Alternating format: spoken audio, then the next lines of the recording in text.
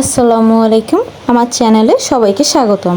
আজকে আমি নিয়ে এসেছি জিভে পানি আনার মতো লইটা শুটকি ভুনা নিয়ে। লইটা শুটকি ভুনা করতে আমার প্রয়োজন হবে লইটা শুটকি, পেঁয়াজ কুচি, রসুনের কিছু কোয়া এবং হলুদ, মরিচ, লবণ ও ধনিয়া গুঁড়া। চুলায় একটি কড়াই বসিয়ে নিলাম এবং সেই কড়াইয়ে পানি ফুটাতে দিব। পানিটা গরম হয়ে আসলে আমি সেই পানির ভিতর শুটকি মাছ দিয়ে দিব। পানির পরিমাণ ততটুকু হতে হবে যতটুকু হলে মাছটা ডুবে থাকে। এইভাবে আমি মিনিট 10 অপেক্ষা করব। এখন একটা চালনিতে আমি সেদ্ধ করা মাছটা ঢেলে দিলাম। কলের পানি ছেড়ে সেই পানি দিয়ে কিছুক্ষণ মাছটা ভিজিয়ে রাখবো।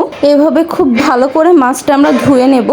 এর ফলে মাছ থেকে আষ্টে গন্ধ একেবারে দূর হয়ে যাবে। এ পর্যায়ে এসে আমি লইটা মাছের কাঁটা বেছে নিচ্ছি। লইটা মাছের কাঁটা অনেক নরম হয়ে থাকে। আপনারা চাইলে লইটা মাছের কাঁটা না ফেলেও তা ভর্তা করে বা ভুনা করে খেতে পারেন। রান্নার সুবিধার্থে আমি মাছগুলোকে শুরুতেই ছোট ছোট করে কেটে নিয়েছিলাম। আমি পুনরায় চুলায় একটি কড়াই বসিয়ে নিলাম।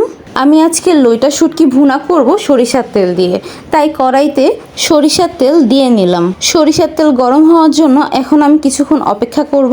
রান্নার এ পর্যায়ে গরম হয়ে যাওয়া সরিষার তেলে 1 কাপ পরিমাণ পেঁয়াজ কুচি দিয়ে নিলাম। পেঁয়াজের পাশাপাশি আমি রসুনেরও ব্যবহার করেছি। এক্ষেত্রে রসুনের পরিমাণ একটু বেশিই দিতে হবে। রসুনের পরিমাণ বেশি হলে লইটা শুটকি ভুনা খেতে অনেক স্বাদের হয়। পেঁয়াজের রংটা যখন পরিবর্তন হয়ে আসবে তখন আমরা পেঁয়াজ ও রসুনের মধ্যে মাছটা ঢেলে দিব। রান্নার এ পর্যায়ে আমি মশলা ঢেলে দিব। এখন আমি ব্যবহার করেছি হলুদের গুঁড়া, মরিচের গুঁড়া, জিরা গুঁড়া ও ধনিয়া গুঁড়া। মশলাগুলো দিয়ে দেওয়ার পর আমার মনে হতে থাকলো কি যেন বাদ পড়েছে। এ পর্যায়ে আমার মনে পড়লো যে লবণ তো দেয়াই হয়নি, তাই লবণটাও দিয়ে নিলাম। এ পর্যায়ে পেঁয়াজ, রসুন ও শুটকির সাথে খুব ভালোভাবে মশলাটা মিশিয়ে নেব। এখন মশলা কষানোর পালা, তাই অল্প একটু পানি দিয়ে নিলাম।